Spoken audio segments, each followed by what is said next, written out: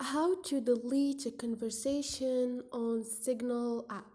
Hi guys, in this video I will show you how to delete a conversation on Signal app.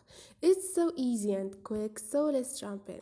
First thing, go to your Signal app on your phone, and this is my profile. For example, all I need to do to delete this conversation is keep clicking on the screen, and now click on the last option, which is delete, and this will permanently delete the selected conversation.